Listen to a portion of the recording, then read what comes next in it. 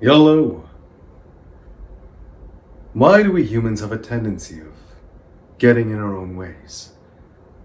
Life is often so simple, beautifully simple, but we have a tendency of standing in the way of our own blessings. It's almost as if life wants to give us everything. It wants to give us what we want, but we keep ruining it. This keeps ruining it. You see the people who almost have an ease with life. They get everything they want, and oftentimes those people are no better than you. They make it look simple. They make it look easy. Why them and not you? Why them and not you? The reality is, life is simple. It is beautifully, marvelously simple, but we stand in our own ways. Understanding life, that's a venture into infinity. But the decisions you need to make in order to receive what you desire, you know what that is. You know where to start. It just takes faith and patience, courage. It takes you getting out of your own way. And so, how do we even do that? That sounds like one of the hardest things you could ever do, doesn't it? Where do you even start? It is. Anyone who tells you to just be yourself, they need to shut up, because it is not easy getting out of your own way. The things that keep you from receiving your blessing start here. And that's where free will resides. You don't know what's going to happen in life. You have no idea as to what's going to happen. The things that happen out into the real world, they're often variables you have no control over. There's some degree of consistency that you can predict, but for the most part, you have no idea what's going to happen next. Thus, as a result, when you enter an environment, when you go into a place, when you do something new, when you try something, when you do anything, because of those random variables, your reaction is random as well.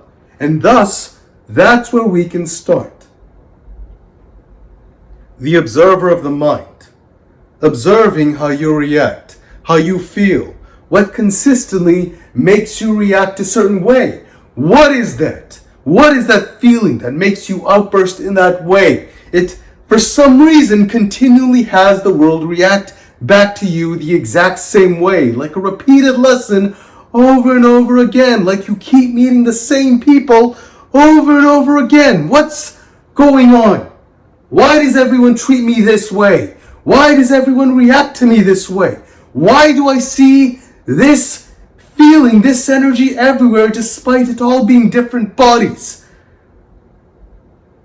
It's the energy you don't even realize you're putting out, and you can't even see it because we're trapped in a victim narrative, a narrative of learned helplessness where you feel like you have no power. You feel like you have no say in this world because it's all suffering, it's all dark. But God casts a shadow as great as himself. Of course there's suffering. Of course there's pain. There always has been. But nonetheless, this is still the greatest time to be human in human history. It is, isn't it? We don't have gratitude or appreciation for this fact. We've unraveled at the seams of the very foundation which got us here, and we're squandering it.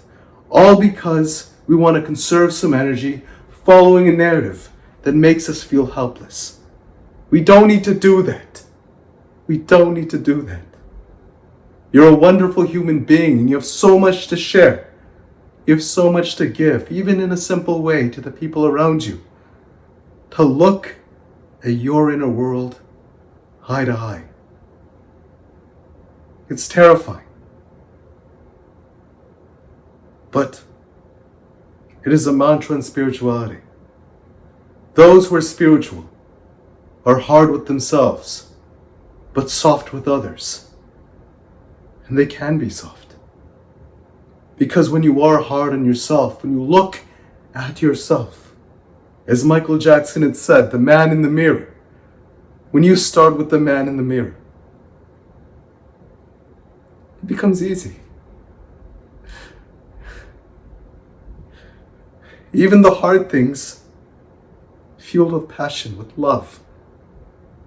The energy you gain when doing them, it feels natural.